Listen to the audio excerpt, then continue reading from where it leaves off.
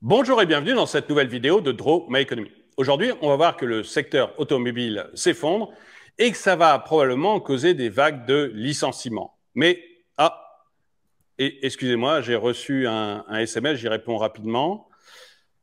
Chérie, la voiture ne démarre pas. Chérie, je te l'ai déjà expliqué, quand je ne suis pas avec toi, monte à gauche. Voilà. Vous-même, si vous avez des problèmes automobiles avec votre épouse, n'hésitez pas à me le mettre dans les commentaires. Donc, je vous disais que l'industrie automobile est en pleine crise. Et ça, c'est les chiffres qu'ils disent. Le mois dernier, l'industrie automobile a vu ses immatriculations baisser de plus de 20%. 22% exactement. Et en fait, sur l'ensemble du premier trimestre, les immatriculations, elles ont baissé de 18%. Donc, c'est une véritable catastrophe. Et il n'y a pas que en France. Dans toute l'Europe, l'industrie automobile est en grande difficulté. Les immatriculations dans toute l'Europe, elles ont baissé de 12% depuis le début de l'année. Et pour le seul mois de mars, par exemple, elles ont baissé de 20%. Et en fait, ça va crescendo. Plus ça va, plus l'immatriculation baisse. Et il n'y a pas non plus que l'Europe. C'est-à-dire qu'aux États-Unis, on est à une baisse de 18%. Bref, on a une industrie automobile qui est en plein marasme. Et ça, c'est un de mes amis qui me l'a fait remarquer, Renaud. Renaud, ça roule pas, il est chauffeur de taxi et il doit changer très régulièrement de véhicule. Et là, il veut changer sa voiture. C'est pas que celle-ci soit vieille, mais elle a été construite dans le nord de la France et elle n'arrête pas de caler. Bref, Renaud veut changer de voiture. Mais il s'est aperçu de deux choses. D'abord, les prix ont explosé, les véhicules coûtent de plus en plus cher. Mais en plus, on ne lui propose pas de véhicule avant très longtemps. Il y a un délai d'attente pour les voitures neuves qui est de plus en plus long. Et donc, Renault me demandait si ça allait durer et qu'est-ce qu'il pouvait faire pour éviter le problème. Et là, j'avoue que j'ai donné assez peu d'espoir à mon ami. En fait, l'industrie automobile, elle est en pleine bérésina. Ils ont eu d'abord le Covid, qui a arrêté beaucoup de production en 2020. Et puis, ils ont eu un problème avec les semi-conducteurs. Ils n'arrivaient pas à en avoir assez. Ça, c'était fin 2021. Et puis, il y a eu la guerre en Ukraine. Et puis, maintenant, il y a de nouveau le Covid en Chine qui arrête énormément d'usines. Bref, pour eux, c'est un véritable problème. Et ils ont un pilotage à 15 jours. C'est-à-dire que les usines savent qu'elles vont avoir assez de semi-conducteurs ou assez de plastique pour construire des véhicules pour les 15 prochains jours. Mais ils ne savent pas si après, ils ne seront pas en chômage technique.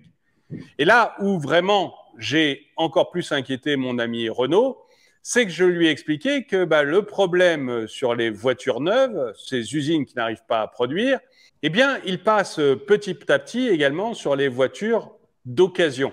En fait, comme il y a de moins en moins de voitures neuves à acheter et qu'en fait les délais sont de plus en plus longs, eh bien on a énormément de clients qui se reportent sur les voitures d'occasion.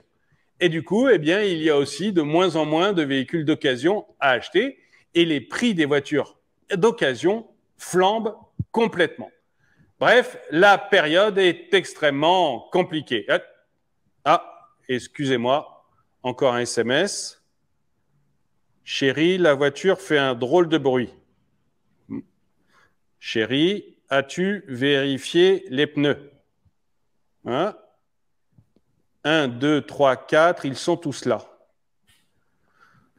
Je ne sais pas pour vous, mais moi, j'ai un problème avec ma femme. Bref, comme je vous le disais, l'industrie automobile, elle est en grave difficulté. Et ça risque pas de s'améliorer parce qu'il y a des nouvelles pénuries qui vont lui arriver. La première pénurie dont on a peur, c'est celle de néon. Le néon, c'est un gaz rare, mais les deux principaux fabricants de ce gaz, eh bien, ils sont ukrainiens. Autant vous dire qu'actuellement, ils bossent vraiment au ralenti. Et ce gaz, on en a besoin pour fabriquer les fameux semi-conducteurs. Et puis, il y a une autre pénurie qui approche, c'est celle du plastique. La pénurie du plastique, elle pourrait arriver à cause du gaz russe. En fait, si les Russes coupent leur gaz, ça va être un énorme problème pour les chimistes allemands comme BASF. Et ces chimistes allemands, eh bien, ils fabriquent le plastique des véhicules. Et alors, pour compliquer encore tout, il y a la recrudescence donc de Covid-19 en Chine. Ce qui fait que les usines chinoises de pièces détachées, eh bien, elles marchent au ralenti. Et donc, les usines françaises ou européennes qui fabriquent des véhicules, eh bien, elles ont des ruptures d'approvisionnement extrêmement fréquentes qui viennent de Chine. Bref, on est face à un secteur automobile qui est en plein marasme. À quel point que certains spécialistes disent qu'on va manquer de presque 18% de véhicules neufs pendant les 3 années qui viennent. On n'aura pas assez de véhicules pour renouveler le parc automobile. Bref, on a une industrie automobile qui est en plein marasme et ça va forcément peser sur leur chiffre d'affaires, sur leur rentabilité et donc sur l'emploi. Et il y a probablement des vagues de licenciements à attendre dans le secteur automobile dans les mois ou les années qui viennent.